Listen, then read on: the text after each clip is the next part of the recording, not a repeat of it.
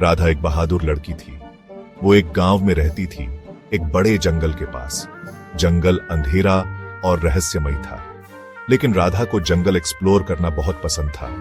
एक दिन राधा ने जंगल में और अंदर जाने का डिसाइड किया। उसने एक फॉरगॉटन प्लेस के बारे में विस्पर्स सुने थे, एक ऐसी जगह जहां एंशिएंट स्टोरीज और हिडन ब्यूटी थी। राधा ने उसे ढूंढने की ठान ली। वंडर से भरे दिल के साथ वो जंगल में चली गई। जंगल साउंड से अलाइव था। पेड़ों में चिड़ियां गा रही थीं, छोटे जानवर झाड़ियों में इधर उधर भाग रहे थे। राधा एक नैरो पाथ पर चलती रही।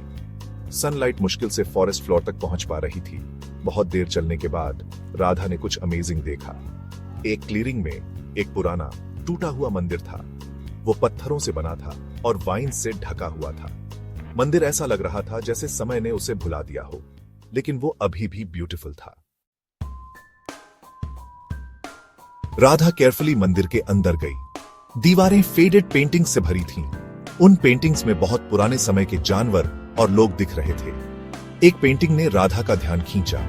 उसमें एक पहाड़ से एक नदी बहती हुई दिख रही थी। नदी एक स्ट्रेंज लाइट से शिमर कर रही थी। यह पेंटिंग राधा को उसकी दादी मां की कहानियों की याद दिलाती थी। एक मैजिकल रिवर की कहानियां जो जंगल में बहुत अंदर थी। एक ऐसी नदी जो बीमारों को ठीक कर सकती थी और उदास लोगों को खुशी दे सकती थी। राधा जानती थी कि उसे ये नदी ढूंढनी है।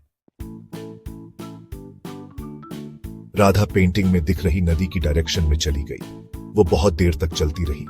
आखिरकार उसे पानी की आवाज सुनाई दी। वहां पेड़ों के बीच छुपी हुई वो जादुई नदी थी। वो सनलाइट में स्पार्कल कर रही थी। राधा ने पूरा दिन नदी के किनारे बिताया। उसने उसकी पीस और मैजिक को महसूस किया। वो जानती थी कि उसे सबको इसके बारे में बताना है। जब राधा गांव वापस आई, उसने सबको नदी और ब्यूटीफुल जंगल के बारे में बताया। उसने समझाया कि जंगल डरने की चीज नहीं है, ये एक गिफ्ट है जिसे चेरिश और प्रोटेक्ट करना चाहिए। गांव वालों ने राधा की बात सुनी। वो उसकी करेज और नेचर के लिए उसके प्यार से इंस्पायर्ड हुए। सबने मिलकर प्रॉमिस किया कि वो जंगल और जादुई नदी का ध्यान रखेंगे, बिल्कुल राधा की तरह।